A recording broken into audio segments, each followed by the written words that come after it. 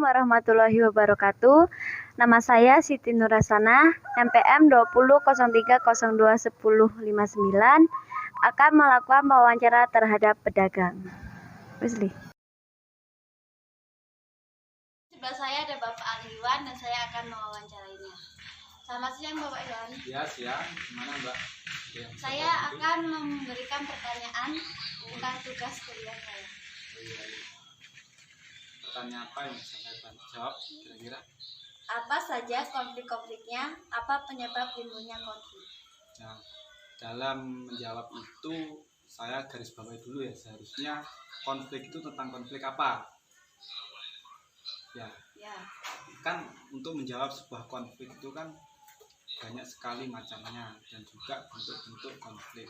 Nah, yang saya tanyakan itu konflik yang seperti apa, yang di masyarakat atau di mana? Konflik terhadap usaha Bapak sendiri. Oh, konflik dalam usaha. Kalau dalam usaha sebenarnya konflik itu bisa kita netralisir banyak sekali ya, yang menjadi penyebab timbulnya konflik. Yang pertama, ketidakteraturan dalam pencatatan itu dapat menimbulkan konflik. Kenapa? Karena ketika dalam pencatatan itu tidak sesuai, akan timbul permasalahan ya. Kalau dalam rumah tangga itu suuzon ya. Jadi timbulnya permasalahan-permasalahan yang ringan lah gitu. Baik, Pak. Yang kedua, apa dampak bagi usaha? Kalau dampak dalam usaha, yang pertama tidak berjalan lancar, karena ketika konflik itu tidak diselesaikan maka akan berlarut-larut. Pertama, tidak berjalan lancar. Yang kedua, timbul permasalahan baru, karena dalam usaha itu kan suatu barang yang bergerak, artinya yang kita putar kembali, yang menghasilkan income atau hasil. Jadi bagaimanapun pendapatan hari ini harus kita perjelas berapa untungnya, laba dan ruginya, seperti itu, agar kita bisa berkelanjutan untuk usaha yang selanjutnya. Terima kasih Pak. Yang selanjutnya, bagaimana peran masyarakat sekitar, kelompok usaha, pemerintah setempat dalam meminimalisir konflik tersebut? Nah, ini pertanyaannya banyak sekali nih. Meminimalisir, terus konflik, terus peran masyarakat ya. Nah, kalau dalam peran masyarakat, seharusnya masyarakat lebih progresif dalam menciptakan wirausaha atau lapangan pekerjaan. Karena mengingat sebagai wirausaha itu harus kita galakkan, karena ya banyak pengangguran atau yang terdampak COVID ini yang membutuhkan pekerjaan, sehingga kita perlu menciptakan wirausaha yang benar-benar menopang masyarakat untuk kerja tempat kita.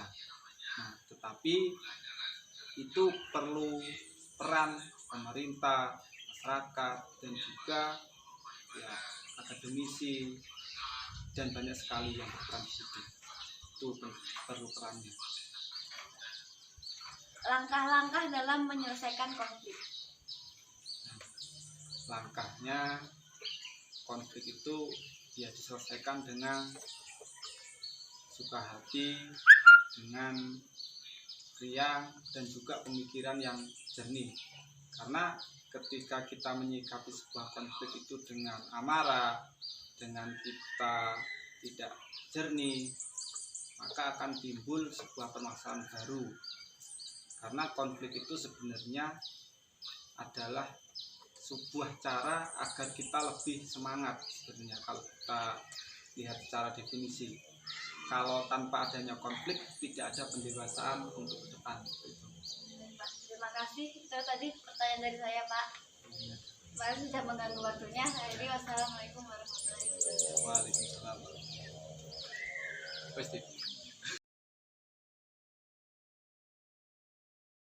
Saya akan mewawancarai seorang pedagang. Saya akan bertanya tentang pedagang tersebut. Assalamualaikum Bu. Waalaikumsalam. Namanya siapa Bu? Bu Titi. Bu Titi. Saya di sini akan mewawancarai Ibu tentang konflik dalam usaha Ibu. Yang soal pertama adalah apa saja konflik-konfliknya, apa penyebab timbulnya konflik? Konflik-konfliknya yaitu kita itu tergantung masyarakat ya kan tadi ya. Kalau seandainya masyarakat itu sadar diri tentang istilahnya kewajiban sehari-hari terhadap anak, misalnya tidak merasa pelit, tidak merasa berat untuk ngasih uang jajan terhadap anak, karena kita yang dijual anak namanya jajanan anak-anak ciki-ciki ya, itu istilahnya hubungan kita tergantung kepada para bundanya. Kalau bundanya merasa istilahnya baik hati, setiap punya duit ngasih uang jajan terhadap anak, nah otomatis kita itu juga Bagi usahanya. dampak bagi usahanya. Kalau ternyata ekonomi masyarakat itu enggak lancar, dampaknya ya usahanya juga tidak lancar. Tetapi kalau ekonomi masyarakat lancar dan orang tuanya merasa tidak pelit atau merasa ngerti tentang kewajiban untuk jajan anaknya, setiap hari anak-anak itu dikasih uang saku misalnya, nah otomatis dampaknya lancar juga gitu.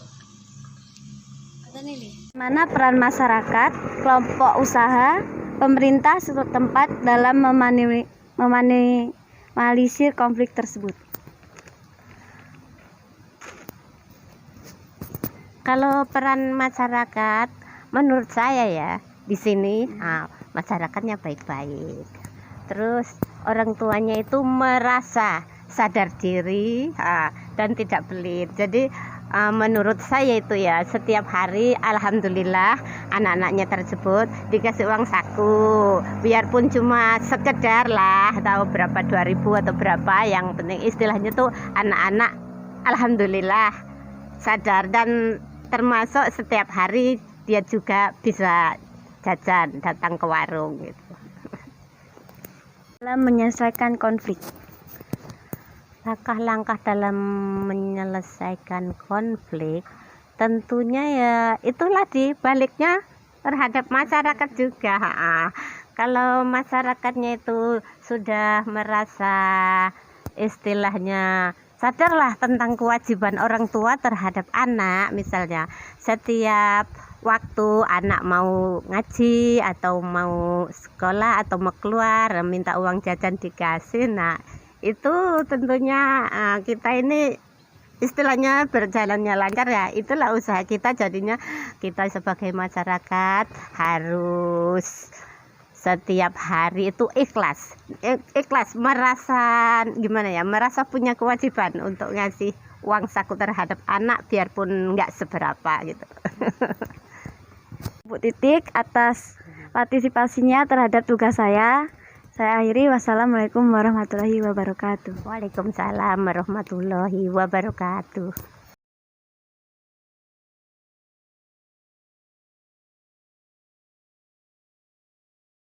Assalamualaikum warahmatullahi wabarakatuh. Saya akan mewawancarai Ibu Susana di samping saya, yaitu untuk memenuhi tugas kuliah mata kuliah saya, yaitu pengantar manajemen. Saya akan bertanya tentang Ibu tentang konflik dalam usahanya. Ibu, saya akan bertanya tentang konflik di dalam usaha Ibu, yaitu apa saja konflik-konfliknya, apa penyebab timbulnya konflik pada usaha Anda?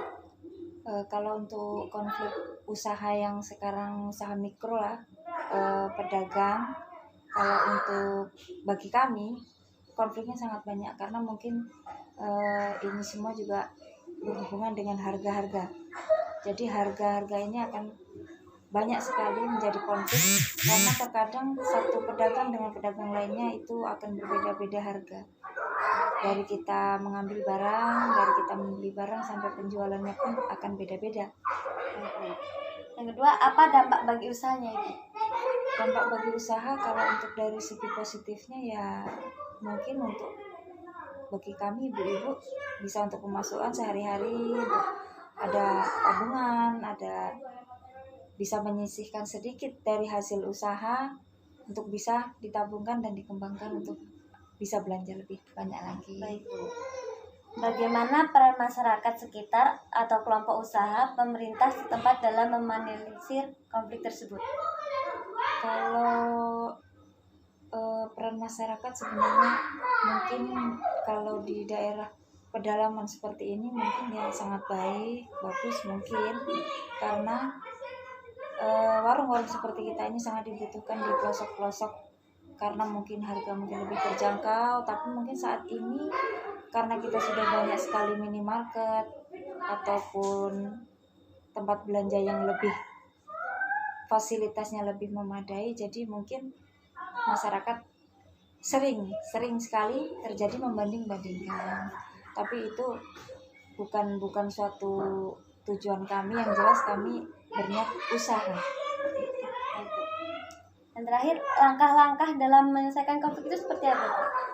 Langkah-langkahnya mungkin ya, kalau untuk konflik-konflik dari masyarakat tidak ada ya, mungkin kalau konflik dari harga dagang mungkin kita mencari solusi untuk membelanjakan segala sesuatu itu seperlunya dan tidak menimbun barang, karena menimbun barang itu akan menyebabkan kerugian apabila nanti ada penurunan harga. Jadi kalau pedagang seperti saya mungkin belanja seperlunya saja, tidak ada penumpukan barang, kita belanja sedikit, jadi naik turun harga di pasaran bisa kita ketahui. Ya udah, Bu, itu tadi pertanyaan dari saya. Terima kasih sudah mengganggu waktu Ibu. Dan saya akhiri. Wassalamualaikum warahmatullahi wabarakatuh. Waalaikumsalam warahmatullahi wabarakatuh.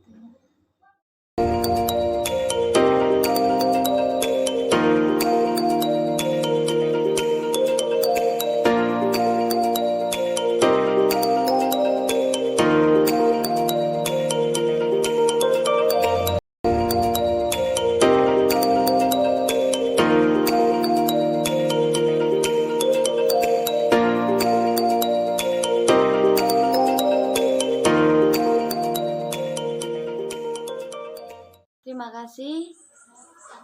Itulah tadi pembahasan saya kepada seorang pedagang di tempat sekitar saya. Berdasarkan informasi yang saya dapat, maka dapat disimpulkan bahwa konflik dalam pedagang merupakan hal wajar yang dialami setiap pedagang sebelum mencapai kesuksesan. Dan begitu banyak kritik yang muncul dalam organisasi sebagai suatu tahapan sebelum pedagang tersebut dapat mencapai tujuan yang ditetapkan sebelumnya. Konflik sering terjadi sebab adanya perbedaan tujuan dalam persepsi atau nilai dan masalah komunikasi. Biasanya apabila konflik dikelola dengan baik, maka dapat menghasilkan dampak positif bagi usahanya atau pedagang tersebut. Dengan adanya perbedaan pemikiran dan pandangan, membuat pedagang akan lebih hidup dan kaya inovasi. Hal ini memerlukan manajemen konflik dan kematangan secara intelektual dan emosional dari pelaku konflik dalam menanggulangi konflik dengan cara seperti pengenalan, diagnosis, menyepakati suatu pelaksanaan, dan evaluasi. Itulah tadi kesimpulan dari saya. Apabila ada kesalahan atau keliruan, saya mohon maaf dan saya akhiri. Wassalamualaikum warahmatullahi wabarakatuh.